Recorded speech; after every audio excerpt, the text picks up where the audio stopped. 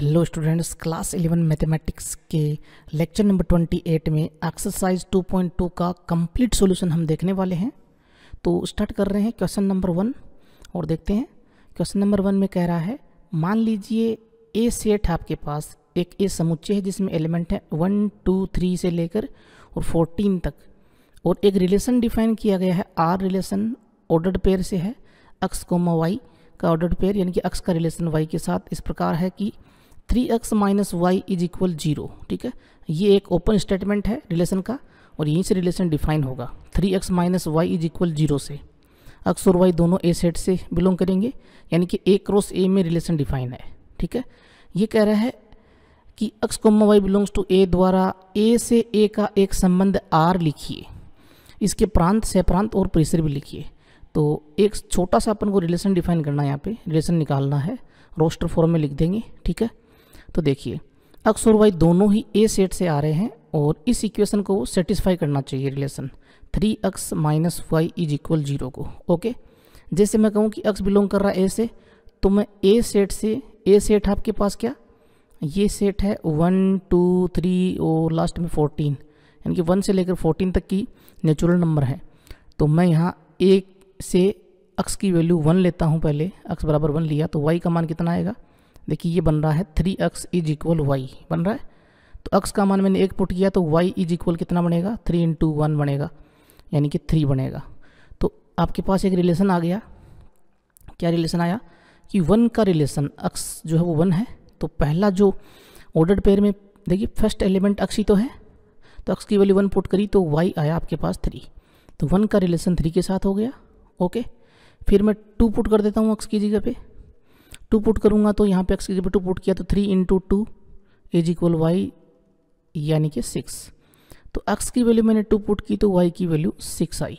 ठीक है, फिर मैं x की वैल्यू 3 पुट करूँगा तो y कितना आएगा, 3 इंटू 3 इज इक्वल वाई बनेगा, यानी कि 9 बनेगा।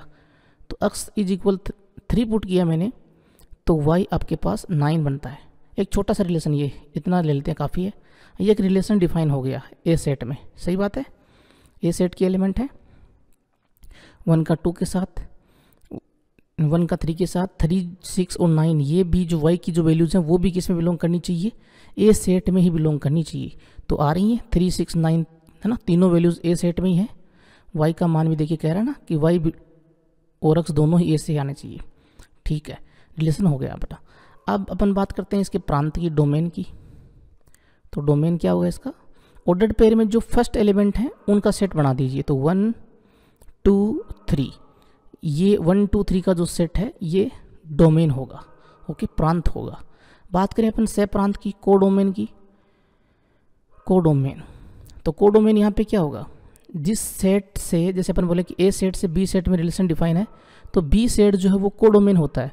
यहाँ रिलेशन ए से ए में डिफाइन है, तो ए सेट जो है वो क्या है, वो कोडोमेन है, यानी कि 1, 2, 3 से लेकर 14 तक ये सब वैल्यूज़ का सेट जो होगा कोडोमेन होगा।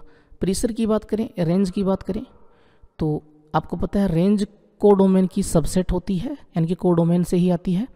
और रेंज यहाँ पे होती है जो y की जितनी वैल्यूज़ हैं रिलेशन में, यानी कि ऑर्डर्ड पेयर में प्रत्येक दूसरा पद, ठीक है, दूसरा एलिमेंट 3, 6, 9 ये सब, इनका सेट बना दीजिए। 3, 6, 9 का जो सेट होगा वो रेंज कहलाएगा। तो ये आपका आंसर हो जाएगा।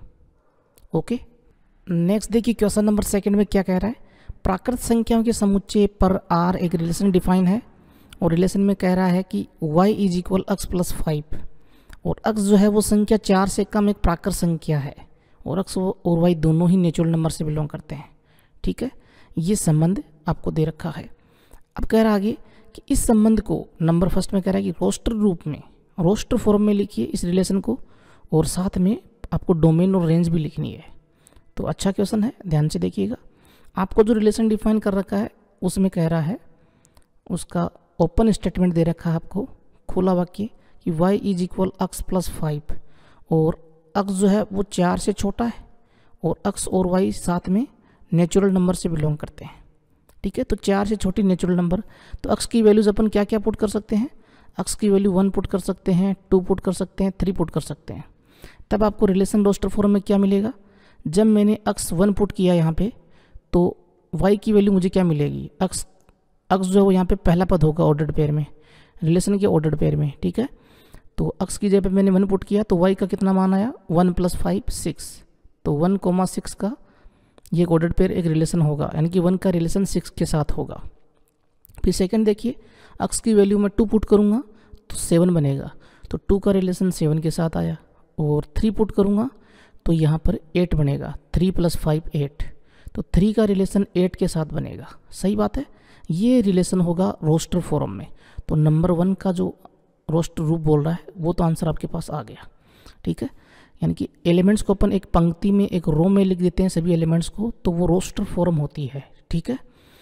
उसको पंक्तिबद्ध भी बोलते हैं, ध्यान रखें, सारणीबद्ध भी बोलते हैं। फिर सेकेंड नंबर, यहाँ पे प्रांत और परिसर की बात कर रहा है, तो डोमेन, प्रांत, तो प्रांत क्या होगा, डोमेन क्या होगा रिलेशन का, मैंने आपको बताया है। सभी रिलेशन में जितने भी ऑर्डर्ड पेयर हैं उनके फर्स्ट एलिमेंट ले लो और उनका एक सेट बना दो, वो डोमेन होगा। और सेकंड एलिमेंट जो है उनका सेट रेंज कहलाएगी। तो सेकंड एलिमेंट है 6 7 8, तो 6 7 8 ये रेंज हो जाएगी। ये आपका छोटा सा प्यारा सा आंसर हो गया, ठीक है। आपको लेक्चर अच्छा लग रहा है, समझ में आ रहा है, तो प्लीज़ चैनल को सब्सक्राइब जरूर कर लेना और इस वीडियो को लाइक ज़रूर कर देना। नेक्स्ट देखिए क्वेश्चन नंबर 3, ए सेट आपको डिफाइन है 1 2 3 5 से और बी सेट डिफाइन है 4 6 9 से। ए से बी में एक रिलेशन डिफाइन है और रिलेशन का ओपन स्टेटमेंट है, एक्स और वाई का अंतर विषम है। एक्स और वाई में डिफरेंस जो वो ओड नंबर है, एक्स ए से आएगा वाई बी से आएगा। इसको, इस रिलेशन को अपन को रोस्टर फॉर्म में लिखना है, यानी कि पंक्तिबद्ध सारणीबद्ध रूप में लिखना है। और ये सेट बिल्डर फॉर्म में डिफाइन किया गया है। रिलेशन डिफाइन किया गया अपन को एक्स कोमा वाई से, और कह रहा है कि एक्स और वाई का जो डिफरेंस है ना, एक्स माइनस वाई बोल दीजिए या फिर वाई माइनस एक्स बोल दीजिए। डिफरेंस की बात हो रही है तो वाई माइनस एक्स भी हो सकता है। तो ये दोनों ही डिफरेंस जो वो किससे बिलोंग करते हैं, वो बिलोंग करते हैं ओड नंबर से। सही बात है, यानी कि वो ओड नंबर है। आप पहले समझ लीजिए कि ओड नंबर कब आएगा, ठीक है। एक्स और वाई की क्या वैल्यूज़ हों कि ओड नंबर आए, वो समझ लीजिए। तो देखिए यहाँ पर अगर एक्स इवन होगा और उसमें से मैं ओड घटाऊंगा तब मेरे को ओड मिलेगा, ठीक है। जैसे मैं बात करूँ कि एक्स मान लीजिए 6 है, इसमें से मैं ओड नंबर घटा देता हूँ, 3 घटाऊंगा, 3 ओड होता है ना, 6 इवन होता है। इवन नंबर वो होते हैं जिनमें 2 का भाग पूरा पूरा जाए, ठीक है। और जिनमें नहीं जाता 2 का भाग पूरा पूरा, वो ओड होती हैं। 6 में से मैंने 3 घटाया तो 3 मेरे को ओड मिलेगा। सही बात है। ऐसे ही मैं यहाँ पे ओड लेता हूँ कि ओड माइनस इवन जो है वो भी ओड ही होता है, ठीक है। तो इवन इवन नहीं होना चाहिए, ओड ओड नहीं होना चाहिए। अगर मैं ओड में से ओड घटाऊंगा ना, जैसे मैं बात करूँ कि 7 में से मैं 3 घटाऊंगा तो दोनों ही ओड हैं, तो मेरे को इवन मिलेगा।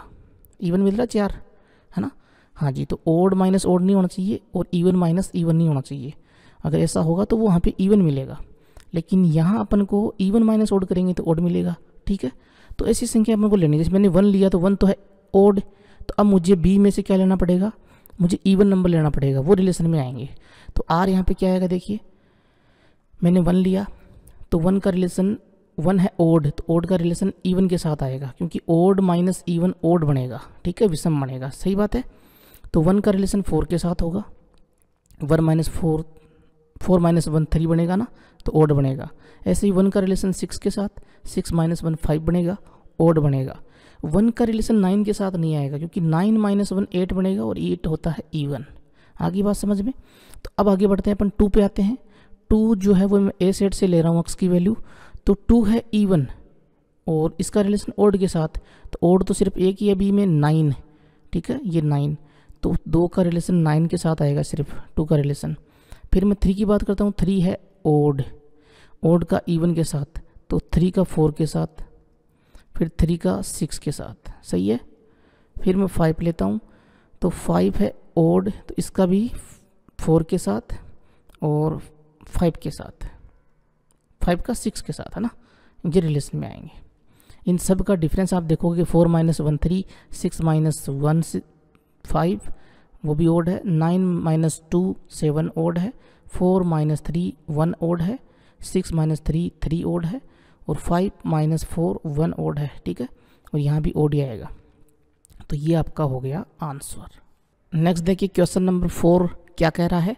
आकृति 2.7 समुच्चय P से Q का एक संबंध दर्शाती है। ये जो फिगर है यहाँ पे, ये P सेट से Q सेट में एक रिलेशन डिफाइन कर रहा है और आपसे पूछा जा रहा है कि इस फिगर में जो रिलेशन है उसको समुच्चय निर्माण रूप और रोस्टर रूप, सेट बिल्डर फॉर्म और रोस्टर फॉर्म, इन दोनों में लिखना है। साथ में डोमेन और रेंज भी बतानी है, प्रांत और परिसर भी पूछ रहा है ना।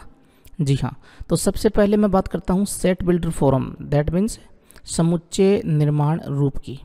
तो सेट बिल्डर फॉर्म देखिए, यहाँ पर नंबर 1 की बात करते हैं। तो रिलेशन को मैं R से डिफाइन कर देता हूँ। तो अक्स का रिलेशन जब y के साथ होता है तो अपन बोलते हैं कि अक्स कोमा y का ऑर्डर्ड पेयर, ठीक है। तो अक्स कोमा y के सभी ऑर्डर्ड पेयर यानी कि सभी उन अक्षों का समुच्चय जो y के साथ में रिलेशन में है। और जहाँ अब देखिए रिलेशन देख लेते हैं, अक्स आएगा P से और y आएगा Q से। तो y जो है वो एक्चुअली में क्या है वो देख लेते हैं अपन। तो y बराबर देखिए, ये 3 जो वो 5 से 2 कम है, 4 जो है वो 6 से 2 कम है, 5 जो है वो 7 से 2 कम है। तो y जो है वो अक्स से 2 कम है, तो अक्स -2 कर देंगे अपन, y इज इक्वल अक्स -2, ठीक है। और अपन बोल देंगे लास्ट में कि अक्स और अक्स बिलोंग्स टू होगा P सेट और y बिलोंग्स टू होगा Q सेट। सही बात है, ये हो गया सेट बिल्डर फॉर्म।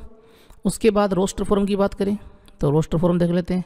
तो 5 का रिलेशन 3 के साथ है तो 5,3, 5 का रिलेशन 4 के साथ है, 6 का रिलेशन 4 के साथ है तो 6,4 का ऑर्डर्ड पेयर आ जाएगा। 7 का रिलेशन 5 के साथ है तो 7,5 का ऑर्डर्ड पेयर। ये 3 ऑर्डर पेयर का जो सेट होगा वही R होगा रोस्टर फॉर्म में। तो ये सेकंड नंबर रोस्टर फॉर्म हो गई। फिर यहाँ पे डोमेन और रेंज भी पूछ रहे हैं, तो डोमेन का तो आपको पता चल गया होगा। देखिए रिलेशन में जो ऑर्डर्ड पेयर हैं उनके फर्स्ट एलिमेंट का सेट, तो 5, 6, 7 का सेट, ये होगा डोमेन। और रेंज यानी कि परिसर हो जाएगा आपका जो दूसरे एलिमेंट हैं ऑर्डर्ड पेयर में, क्रमिक युग्मों में दूसरे एलिमेंट कौन कौन से हैं, 3, 4, 5, इनका सेट, ये रेंज हो जाएगी, परिसर हो जाएगा। तो ये हो गया आंसर। क्लियर है। अब नेक्स्ट देखिए क्वेश्चन नंबर 5। मान लीजिए ए आपके पास में कोई सेट है 1, 2, 3, 4, 6 का, ठीक है जी। ए सेट आपको दे रखा है 1, 2, 3, 4, 6 एलिमेंट्स का। एक रिलेशन R डिफाइन है ए सेट पर कि A, B से डिफाइन, यानी कि A का रिलेशन B के साथ है और A और B दोनों ही A सेट से बिलोंग करते हैं। और खुला वाक्य इसका क्या रिलेशन का कि A B को यथावत यानी कि पूर्णतया एग्जैक्टली विभाजित, डिविजिबल, ठीक है ना। तो B जो वो एग्जैक्टली डिविजिबल है A से, यानी कि B में A का पूरा भाग जाता है। इसका मतलब ये हुआ कि B में A का पूरा भाग जाएगा तो कोई ना कोई नेचुरल नंबर आएगी। पूरा भाग जाता है नेचुरल आती है, वरना ये P/Q फॉर्म में आ जाती है ना, यानी कि भिन्न रूप में आ जाती है। ठीक है, द्वारा परिभाषित एक संबंध है तो R को रोस्टर रूप में लिखिए। तो पहले तो R को मैं सेट बिल्डर फॉर्म में ढंग से लिख लेता हूँ कि A, B का ये सेट बिल्डर फॉर्म हो जाएगा यहाँ पे कि B A से विभाजित है तो B/A बराबर N, और A और B दोनों ही किससे बिलोंग करते हैं, दोनों ही, and A, B belongs to set A। Okay, ये रिलेशन है। तो यहाँ पर रोस्टर फॉर्म की बात करते हैं अपन। रोस्टर रूप क्या हो जाएगा इसका, देखिए A से A में ही डिफाइन है रिलेशन, ठीक है ना, यानी कि 1, 2, 3, 4, 6, 1, 2, 3, 4, 6, ये भी A है और ये भी A है। अब 1 का भाग, इस 1 का भाग 1 में जाता है, जी हाँ, तो 1,1, फिर 1 का भाग 2 में भी जाता है तो 1,2, 1 का तो सभी में जाएगा, हाँ जी, तो सब रिलेशन में होंगे। तो 1,3, 1,4 और 1,6। फिर 2 का देखें, 2 का 1 में पूरा नहीं जाएगा क्योंकि 1/2 बनेगा, 1 में पूरा भाग नहीं जाएगा तो 1/2 बनेगा ना, तो ये नेचुरल नंबर नहीं आई ना, हाँ जी। तो 2 का 2 में जाता है तो 2 का रिलेशन 2 के साथ हुआ, 2 का 3 में नहीं जाता, 2 का 4 में जाता है तो 2,4 रिलेशन में हुआ, और 2 का 6 में भी जाता है, 4 में भी जाता है और 6 में भी जाता है, सही बात है। तो 2,6 भी आ गया। उसके बाद में आगे चलते हैं, अपन बात करते हैं 3 की। 3 का भाग 1 में नहीं जाएगा, 2 में नहीं जाएगा, 3 में जाएगा तो 3,3, और 3 का भाग 6 में भी जाएगा, 3 का भाग 3 में और 6 में भी जाएगा, तो 3,6। फिर अपन बात करते हैं 4 की। 4 का 1 में नहीं जाता, 2 में नहीं जाता, 3 में नहीं जाता, 4 में जाएगा। 4 का भाग 4 में जाएगा, 4 का भाग 6 में भी नहीं जाता पूरा। उसके बाद 6 की बात करें तो 6 का तो सिर्फ 6 में ही जाएगा, बाकी और किसी में नहीं जाएगा। तो ये रोस्टर फॉर्म हो गई। फिर डोमेन की बात करें, प्रांत की बात करें, तो डोमेन क्या होगा? डोमेन हो जाएगा यहाँ पर जितने भी ऑर्डर्ड पेयर हैं उनमें फर्स्ट एलिमेंट देख लीजिए, तो 1 हो जाएगा, फिर 1 के बाद 2 हो जाएगा, फिर उसके बाद 3 हो जाएगा, और 4 और 6, तो ये सारे आ गए। फिर रेंज की बात करें तो आर का परिसर भी पूछा ना, रेंज ऑफ आर। तो रेंज की बात करें तो रेंज यहाँ पर सेकंड एलिमेंट जो है वो देख लीजिए, 1 2 3 4 6 सारे आ गए, 1 2 3 4 6, तो यही रेंज हो जाएगी, यानी कि ए से टी आ रहा है यहाँ पे। ठीक है, ये आंसर हो गया। क्वेश्चन नंबर 6 देखिए, आर यहाँ पर रिलेशन डिफाइन कर रखा है x, x प्लस 5 से, कि x का रिलेशन x प्लस 5 के साथ है, ऐसे बोल दीजिए इसको। और x बिलोंग कर रहा है 0 1 2 3 4 5 से। द्वारा परिभाषित संबंध के प्रांत और परिसर आपको बताने हैं, डोमेन और रेंज आपको बताने हैं। सिंपल सा है। आर जो है आपके पास x, x प्लस 5, आपको क्या करना है, यहाँ जो आपके पास x, x प्लस 5 है ना, बस इसमें x की वैल्यू पुट कीजिए। ठीक है, x की वैल्यू पुट करोगे जो x आपको बिलोंग करता है 0 1 2 3 4 5 से, ये वैल्यूज़ पुट करते जाइए और आपके पास डोमेन और रेंज आते जाएंगी। सही बात है। तो डोमेन की मैं बात करूं, देखो आपको रिलेशन निकालने की आवश्यकता नहीं है, ठीक है ना। आपको पता है कि फर्स्ट एलिमेंट यानी कि x जो वो तो डोमेन होगा, ठीक है, ऑर्डर्ड पेयर में। तो डोमेन क्या हो जाएगा यहाँ पर, ये सारे ही होंगे भाई। 0 भी पुट करना पड़ेगा अपन को, 1 भी पुट करना पड़ेगा रिलेशन में, 2b 3b 4b 5b, तो ये तो हो गया डोमेन। मैं रेंज की बात करूँ, रेंज क्या होगा, देखिए अपन 0 पुट करेंगे ना, तो ये सेकंड एलिमेंट जो x प्लस 5 ये अपन को रेंज बताएगा। ठीक है, तो रेंज क्या होगी, 0 पुट किया तो 0 प्लस 5 यानी कि 5 आया। फिर 1 पुट किया यहाँ पर x की जगह पे तो 1 प्लस 5 6 आया। 2 पुट किया तो 2 प्लस 5 7, फिर 8, फिर 9, फिर लास्ट में 10, क्योंकि लास्ट में अपन 5 पुट करेंगे तो 5 प्लस 5 10 बनेगा। ये आपके पास रेंज हो गई। ये तो है ऑर्डर्ड पेयर में रिलेशन में फर्स्ट एलिमेंट वो डोमेन बनते हैं और जो सेकंड एलिमेंट है वो रेंज बनते हैं। ठीक है, तो डोमेन और रेंज ये आपके पास हो गए, आंसर आपका आ गया। क्वेश्चन नंबर 7 देखिए, संबंध r x, x क्यूब से डिफाइन है और x संख्या 10 से कम एक अभाज्य संख्या है, एक प्राइम नंबर है 10 से छोटी, x जो वहाँ से बिलोंग करेगा को रोस्टर रूप में लिखना है इस रिलेशन को। तो r आपको जो दे रखा है x, x क्यूब, ठीक है, यानी कि x का रिलेशन x क्यूब के साथ होगा और x जो है वो बिलोंग करेगा 10 से छोटी अभाज्य संख्या से बिलोंग करेगा। सही बात है, ये रिलेशन डिफाइन है। तो देखिए आर क्या क्या आएगा आप देख लेते हैं। पहले तो देखते हैं कि x किस से बिलोंग करेगा, किस सेट से बिलोंग करेगा वो देखते हैं। 10 से छोटी अभाज्य संख्या कौन कौन सी हैं, अभाज्य संख्याएं 2 से स्टार्ट होती हैं, एक न तो भाज्य नहीं अभाज्य बोलते हैं अपन, है ना। तो 2 सबसे 1 नंबर की अभाज्य संख्या है, सबसे पहली अभाज्य संख्या 2 है, फिर 3, फिर 5, फिर 7, फिर 9 नहीं होता है, 9 में 3 का भाग जाता है। अभाज्य संख्याएं वे होती हैं जिनमें या तो 1 का भाग जाए या खुद का भाग जाए। ठीक है, तो 9 नहीं होती, 8 नहीं होती और 10 को अपन को लेना नहीं है, तो बस इतना ही होगा, 2 3 5 7। ठीक है, और सम संख्या वैसे नहीं हो सकती, उन सभी में 2 का भाग जाता है, तो 4 और 6 अपन वैसे नहीं ले सकते। ये वो अभाज्य संख्या है 10 से छोटी। अब वैल्यू पुट करते जाइए और आपके पास रोस्टर फॉर्म में आर आ जाएगा। तो x की जगह पे मैंने 2 पुट किया तो x क्यूब की जगह पे 2 का क्यूब। ठीक है, उसके बाद कोमा x की जगह पे मैंने 3 पुट किया तो यहाँ 3 का क्यूब y की जगह पे, है ना, x क्यूब की जगह पे। फिर मैंने 5 पुट किया x की जगह पे तो आगे आएगा 5 क्यूब। फिर 7 पुट किया तो आगे आएगा 7 का क्यूब। अब इनकी क्यूब निकाल लीजिए तो वो रोस्टर फॉर्म हो जाएगा। 2 का क्यूब होता है 8, 3 का क्यूब होता है 3 3 9 27 और 5 का क्यूब होता है 5 का स्क्वायर 25, उसको 5 से मल्टीप्लाई किया 125। 7 का क्यूब याद नहीं रहता, आप मल्टीप्लाई कर सकते हो, जैसे 7 का क्यूब उसको मल्टीप्लाई करने का मतलब है, 7 का क्यूब का मतलब है 7 गुणा 7 गुणा 7।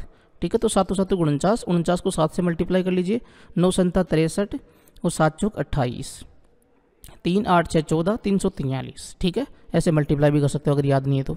तो ये आपका रोस्टर फॉर्म हो जाएगा आर का, आंसर हो गया। नेक्स्ट देखिए क्वेश्चन नंबर 8 में क्या कह रहा है कि मान लीजिए ए आपके पास सेट है, ए सेट आपको दे रखा है x, y, z से, और बी सेट आपको दे रखा है 1, 2 से। तो ए से बी में संबंधों की संख्या कितनी होगी? देखिए रिलेशन की संख्या पूछी है, total number of relations A to B. सबसे पहले तो अपन बात करें कि ए क्रॉस बी की कोटि कितनी होगी, एन ए क्रॉस बी।